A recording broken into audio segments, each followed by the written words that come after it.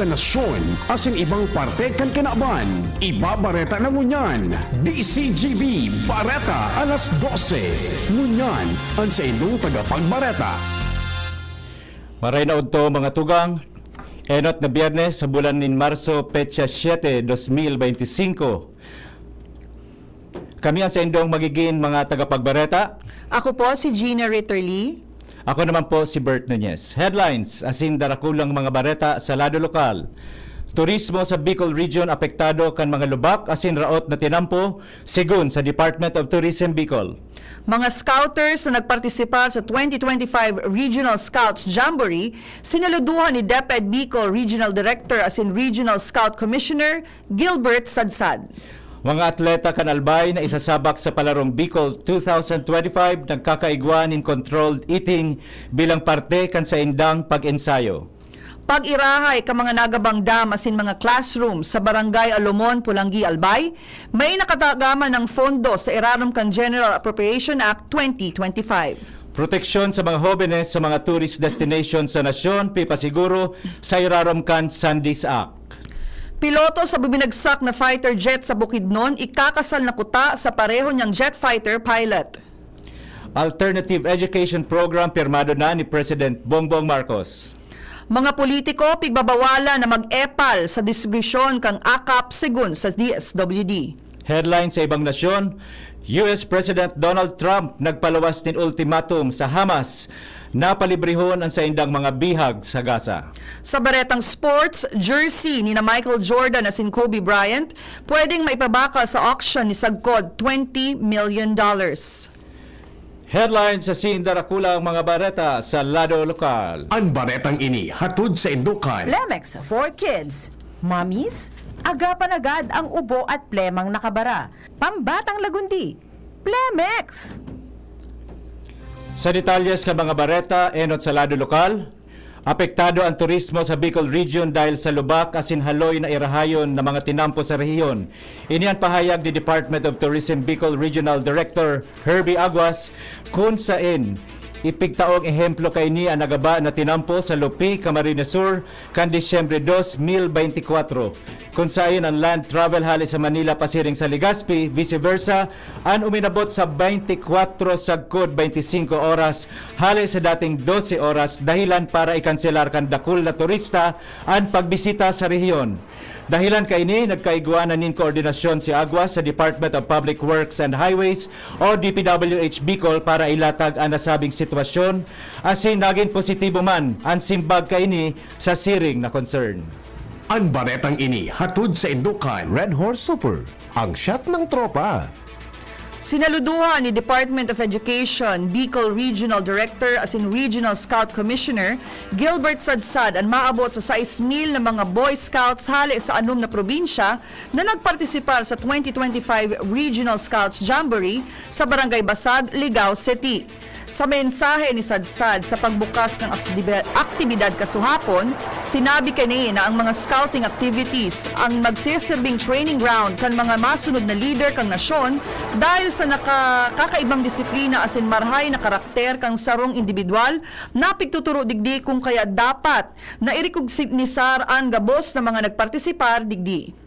Ang baretang ini hatod sa indukan. Artisan Joint Supplement. Bumabagal ang galaw dahil sa joint pain at arthritis. Mag-Artisan. Nagkakaigwan in controlled eating ang mga atleta kan probinsya kan Albay na isasabak sa palarong Bicol 2025 sigun ini kay Dr. Dan Morillo ang Department of Education Albay Sports Coordinator kung sa iyang ipinaliwanag na parte kan sa indang ensayo ang pagkakaigwan ng disiplina sa pagkaon. Sinabi ni Morillo na sa presente padagos ang sa indang paghahanda para sa manlain-lain na kompetisyon na gigibuhon sa ultimong semana kan Marso. Inako man ni Morillo na dakulang hagyat sa inda ang mamantinir o malagpasan ang pagiging first runner-up kan probinsya kan nakalihis na taon. Ang baretang ini hatod sa indukan. Biogesic for Kids. Now in syrup formula. Di na kailangang i-shake. Kaya buhos agad, inam agad. May nakatagama ng 150 milyon pesos para sa pag-irahay ka mga nadistrosong irigasyon kan PRISA Left Dam sa Barangay Alomon, Pulangi. Ini ang pahayag ni Albay 3rd District Congressman Fernando Didi Cabredo makalihis na bisitahon niya ang barangay kaibahan na ang flood control dikes na pigkukonstruhir kang taon 2021 asin 2024. Ipiniliwanag ni Cabredo na ang fondo para digdi ang nakasabay sa General Appropriation Act para sa fiscal year 2025 kung sain makakatabang ini para maipaidagos ang pagtanom kan mga paraoma sa munisipyo kan Uwas, Pulangi, asin Libon, Albay. Kasabay ka ini ipigubusol man ni Cabredo ang pag-irahay kan mga classroom sa Alomon Elementary School para sa mas kumbinyenteng espasyo sa pag-aadal kan mga estudyante digdi. Ang baretang ini hatod sa Indukan. Plemex. Pag may ubo o hika, Plemex agad. Basta lagundi, Plemex. Binuksan na kahapon Marso 6 kan Department of Interior and Local Government Bicol ang duwang aldaw na Women's Fair sa Saindang Training Hall. Sigun kay DILG Bicol, pinanginginotan ini ni Assistant Secretary Josephine Cabredo Leysa kaibahan ang mga lokal na opisyal kan ahensya. Nasa 34 na exhibitors ang nagpartisipar digdi kung sa inipigbida ang mga produktong lokal hali sa manlain-lain na sektor, hali sa mga jail facility sa rehiyon asin sa Albay Provincial Agricultural Office. Ang aktibidad na may temang babae sa lahat ng sektor, aangat sa bagong Pilipinas, ang parte kan mga inisyatibo kan ahensya na ipahiling ang pag-apresyar asin pagrekognisar sa importanteng papel kan mga kababaehan ngunya na pigse-celebrar ang Women's Month. Pig-aadalan pa kang gobyerno probinsyal kan Albay ang planong pagdugang nin bed capacity sa mga ospital sa Albay para maglangkaw man ang alokasyon in fundo digdi taon-taon. Inian nako ang informasyon kang DZGB News kay Provincial Administrator Dr. Cedric Daep kung sa iyang ipinaliwanag na pigiingguan ninda na magkusog ang kapasidad kan mga ospital para mapakarhay ang pagtaon ng serbisyo medikal sa mga albayano. Sinabi ni Daep na sa ngunya nagahagad na sinda ng statistical data sa kada hospital para ma-determine ang natabangan na pasyente kada bulan asin taon dahilan panfundo kan mga health facilities ang nakadepende sa numero kan pig-akomodar nindang naghehelang. Naglalaom ang Albay Provincial Legal Office na ipapaluwas kan Commission on Election ang desisyon bago ang pagpuon kan lokal na kampanya sa Marso 28 kung tinutugutan ang aplikasyon nindang Certificate of Exemption para sa mga programa, proyekto asin serbisyo kan 11 departamento sa gobyerno probinsyal kan Albay. Inianak ko ang informasyon kan DCGB News kay retired Judge Noel Rubio, pamayo ka nasabing opisina kung saan sa iyang ipinaliwanag na sagkod sa presente, pighahalat paninda ang magiging desisyon kan komisyon. Sinabi ni Rubio na day maninda maipagpapadagos ang mga nakalinyadang aktibidad pun sa nasabing petsa kung waraan nasabing dokumento dahil sa posibleng makakomitir nin bayolasyon sa paggamit kan fundo kan gobyerno ngunyan napaparanin na ang eleksyon. Nadakop na kasuhapon, Marso 6, kan mga personaes kan Legazpi City Police Station ang sarong senior citizen na suspect sa kasong forcible abduction with rape. Sa informasyon ay tinao sa DZGB News ni Police Executive Master Sergeant Carlos Panya, ang tagapagtaram kang hepatura, ang persona ang may eksistidong warrant of arrest na ipinuluwas kang Regional Trial Court Branch 4 sa Legazpi City asin nagtago sa mga otoridad sa loob ng 40 taon. Sa presente ang suspect nasa kustudyo na kanasabing hepatura mantang pighahalat ini na mabalyo sa presuhan. Narumpag ang sarong drug den na pinagmamanehar nin sarong retiradong empleyado kan gobyerno sa munisipyo kan Calabanga, Camarines Sur kan nakalihis na aldaw. Sigon sa Philippine Drug Enforcement Agency Bicol, kaibahan na nadakop ang tulong individual na bisita digdi. Nakuha sa saindang posisyon ang sobra sa 15 gramos nin pigtutubudan na shabu na may kantidad na sobra sa 102,000 pesos. Nakatalaan na sa angatanin kaso kan ahensya ang 4 na persona na pagbayular sa Republic Act 9165 o ang Comprehensive Dangerous Drugs Act of 2002. Sa iba pang bareta sa lado lokal, arestado ang sarong lalaki matapos madakong sa aktong may darang badil sa kasagsagan kang eleksyon gun ban sa sarong pagbalgar sa Republic Act 10591 o ang Comprehensive Firearms and Ammunition Regulation Act kan COMELEC Resolution number 11067. Sa report kan Balud Municipal Police Station, sarong concerned citizen ang nagtago ng impormasyon sa pulisya manungod sa makadugang na lalaki o makadudang lalaki sa barangay Poblasyon Balud Masbate mantang nanotaran na may nakasukbit siyang badil. Katakod kaini tulos man nagresponde sa mga otoridad para beripikaron asin siguraduhon ang seguridad kan publiko. Tulos man naarestar kan mga otoridad ang suspect asin nakonfiskar ang sarong pidaso kang caliber .45 pistol. Ang nasabing badil may kasabay ng sarong steel magazine na may laog ng sarong bala kan parehong kalibre. Mga tuga, ang primerong parte po iyan kan sa tuyang Bareta alas 12 sa Bareta Nyato sa Lado Nasyonal, ibang nasyon asin iba pa pagkatapos kaini. Ubo ng anak, nakababahala, baka plema. Para dyan, Plemex for Kids ang pambato ko. Ang Plemex for Kids ay gawa sa lagundi. Tinutunaw at pinalalabas ang plema. Ginhawa para sa bata, peace of mind para kay mommy. Camille Pratsiambao po, nagfi-flex for Plemex. Pambatang lagundi, Plemex! Vitex Segundo L is the generic name of Plemex for kids. If symptoms persist, consult your doctor. Mommies, agapan agad ang ubo at plemang nakabara. Pambatang lagundi, Plemex! Hisham Ismail, Hisham Ismail, para sa bagong Legazpi. Hisham Ismail always, Hisham Ismail, Hisham Ismail, para sa bagong Legazpi. Yo, check this out.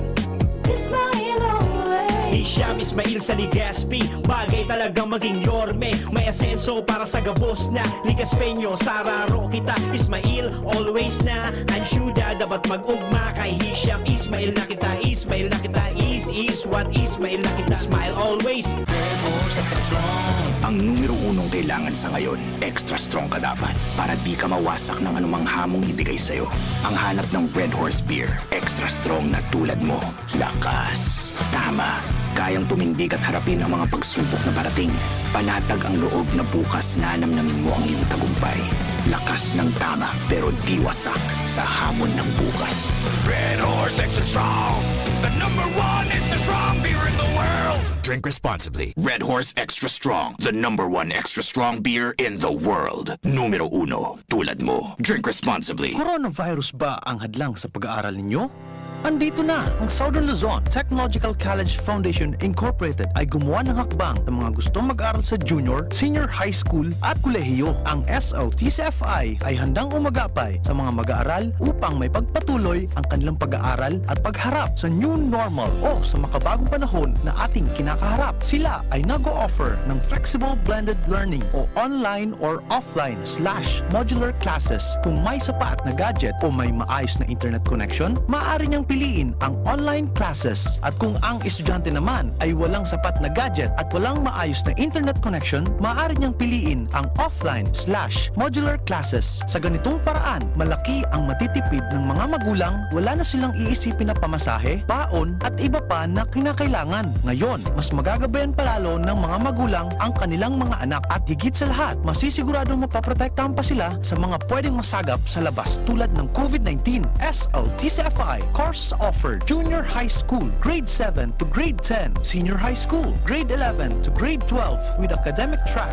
STEM, GAS, ABM, and HU BUMSS. College, Bachelor of Secondary Education, majors in English, Mathematics, and Filipino. Bachelor of Technical Vocational Teacher Education Program. Bachelor of Science in Business Administration, major in Human Resource Development Management, major in Business Process Service Management, and major in Financial Management. Bachelor of Tourism Management, Bachelor of Science in Computer Science, Bachelor of Science in Information System, Associate in Computer Technology. What are you waiting for? Enroll now in our online registration. Visit www.sltcfi.com/ENROL. And for more information, please contact us at 0977-147-3488.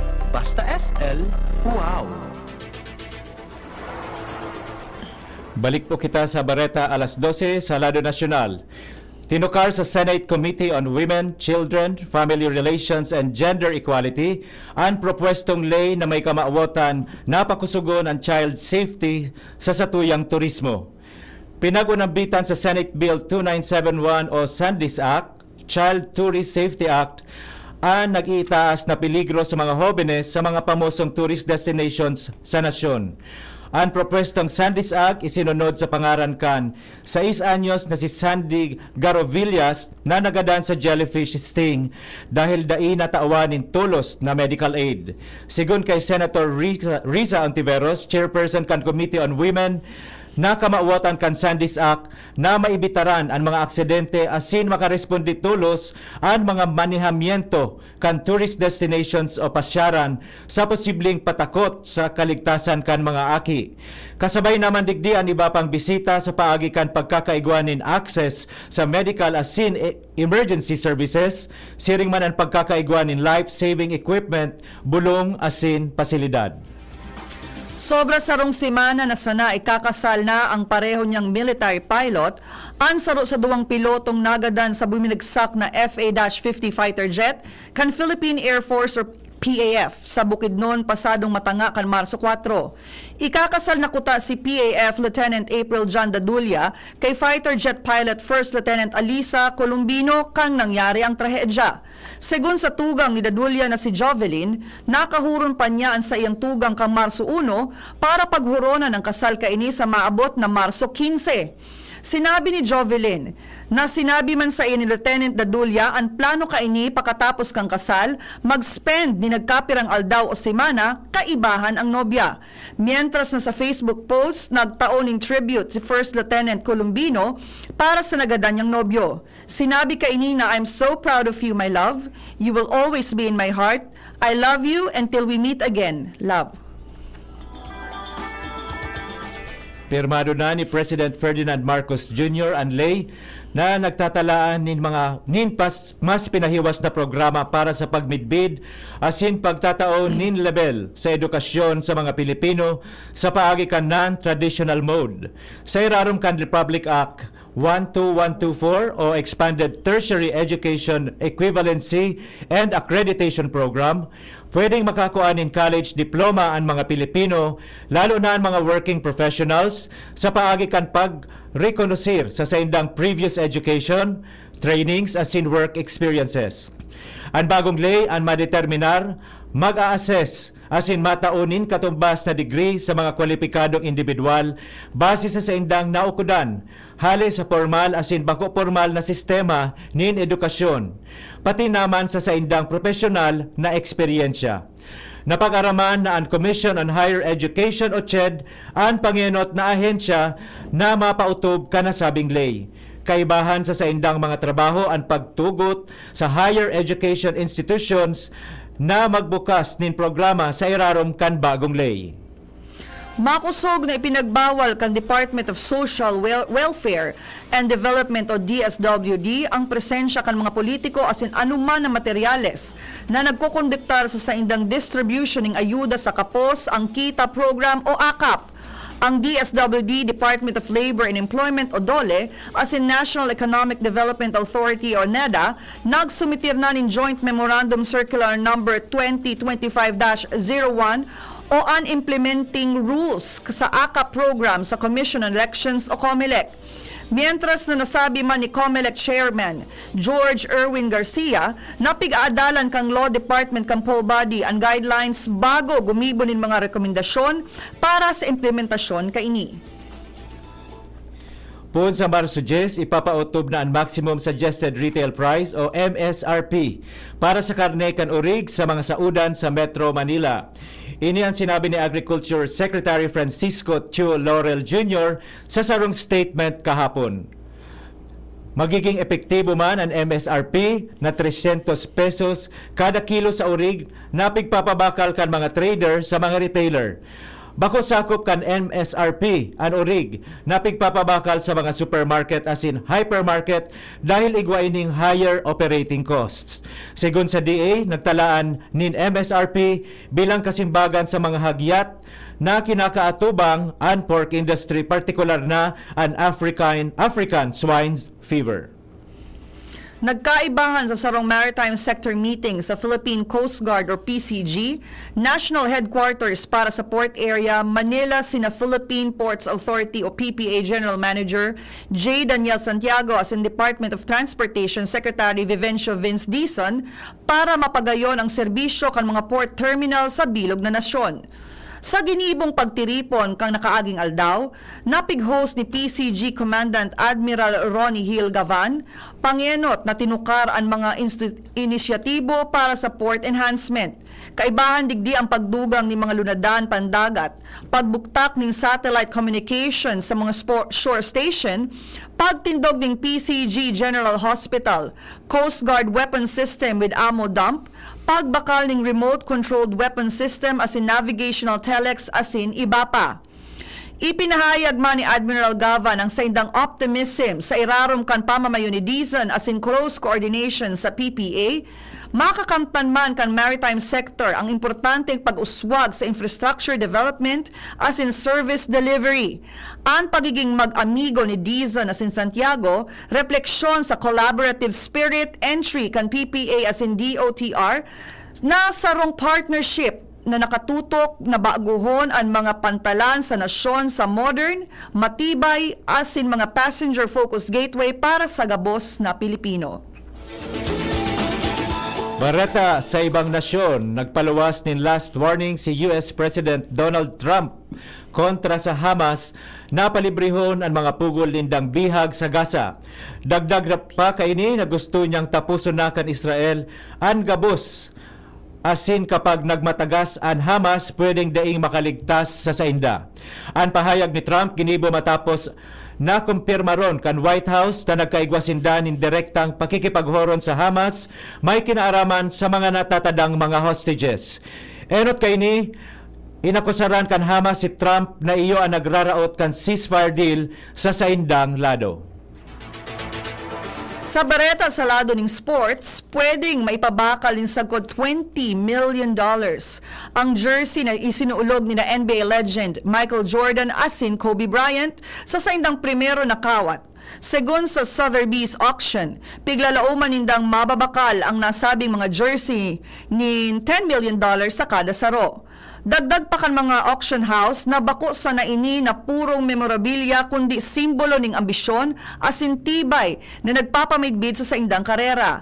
Ang jersey ni Jordan na pirmado kang 1980 sarong unicorn na bihirang mahiling sa mga merkado. Isinuglog ni Jordan sa primerong kawat niya sa Chicago Bulls kang Oktubre 5, 1984 sa Peoria, Illinois. Mahihiling sa apelyido asin numero ni Jordan na 23, iyo ang itom naman siya na hali sa pangaran asin numero kang dating player na may sulog kang nasabing jersey. Mantang ang jersey ni Bryant sa Los Angeles Lakers, iyo ang nasabing isinulog sa primerong kawat niya kang Oktubre 1996 preseason debut. Mapuon ang auction sa maabot na Marso 21 sa New York.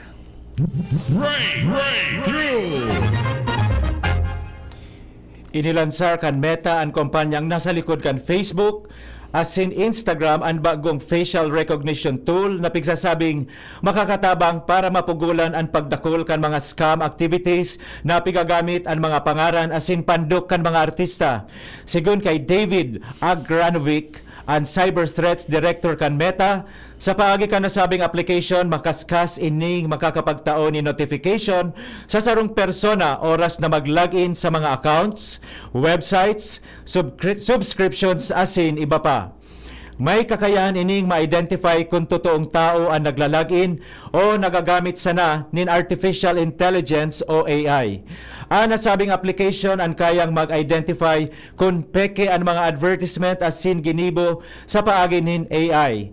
Sa presente, pigtitest ini sa nasyon kan United Kingdom asin oras na maging matrayumpo ang testing, tutugutan man ining ipagamit sa manlain-lain na nasyon sa kinaban. Sa satuyang special story, sarong Nissan Skyline R34 na may 43,860 LED lights, ang opisyal ng pigmidbid kang Guinness World Records bilang most LED lights on a car. Dinaog kay ni ang dating record na 37,661 na LED lights kang 2020 sa Dubai. Pagsadiri ini ni Alex Wilding kang UK na pinakarhay asin binaago ang bihikulo hali sa raot na kondisyon. Apwera sa mga pagsalida ning kulay asin pagbida nin mga patterns, kaya kaining ipahiling ang Guinness World Records logo sa hood. Sa ibong kaini, day man pwedeng padalaganon sa tinampo dahil sa natakluban kan mga ilaw ang rear windscreen. Marso 7, taon 1852, kanamundag si Gregorio Sanciano sa Tunsuya sa distrito kan Malabon. Si Goson sarong dating abogado asin advocate kan economic reform sa Pilipinas sa panahon kan pananakop kan mga Espanyol. Si Goson saro sa mga enot na henerasyon na miyembro kan propaganda movement na nagsurat nin El Progreso de Filipinas na naglalaog kan estado kan ekonomiko kan Pilipinas alagad day ini naghaloy. Si Goson ang pigmidbid bilang Filipino economist. Mga tugang, iyan po ang kabilugan kan sa tuyang mga baretang alas 12, tinipon asin kinalap kan DCGB News Base sa nakalihis na 6 oras. Sa pangaran kan mga nagsurat kan bareta na pinamamayuhan kan sa tuyang News Manager and News Director Sir Mar de la Cruz, kay ba sina Miss Angel Mustasa asin Miss Jenny Matthew Balyaran, sa lado kan technical katuwang tadyan si Sir June Napoles, nyawan man sa DCGB Social Media Department, si Ms. Shara Leron asin si Mr. Jerome Nico Martinez, ang sa tuyang IT. Sa ngaran po kan bilog na tropa kan Megaforce Patrol asin sa pangaran kan mga nagaantabay sa DZGB News Facebook page, DZGB YouTube channel, DZGB Live app asin sa 729 kHz sa pihitan kan sa indong mga radyo, kami po ang naging sa indong mga tagapagbareta. Ako po si Gina Ritterly. Ako man po si Bert Nunez. Diyos mabalos po sa Indogabos. And happy lunchtime po sa Indogabos. Happy birthday po sa samuyang batchmate na si Tere Alcantara. Happy birthday din po kay Sir Raul Borrejon, Sir Jun Salamenyo. Happy viewing din sa tuyang mga amigo dyan sa AVP Catering Services, Ma'am Alice, Ma'am Maris, Ma'am Debbie, asin Ma'am Honey. Sir Chadi Avila Velasco from Bernice Resort Hotel sa Ligao City. Ma'am Lorna and Sir Boy at The Lumen. Sir G and Ma'am Zel Nator. Ma'am Shoni Lumibaw Marceliana, Ma'am Marichu Del Rosario, Madi Mary Grace Agnote, Ate Rose, Ahero, Ate Jade, Kuya Red, Boss Mike Empig, Engineer Edwin Manharas and family, Ma'am Sam and Sir Ian Magallanes, Ma'am Krisa and Sir Buboy, Ma'am Nina Fe, Ma'am Jen and Sir Alvin Kabungkal, Kuya Rice and Ma'am Ice Rivera. Just mabalas po. Bye-bye. Sa indong nadangon, ang mga dalakulang bareta ngunyan na aldaw, ang tabayan ng giraray sa aga, ang sarupang edisyon kan DCGB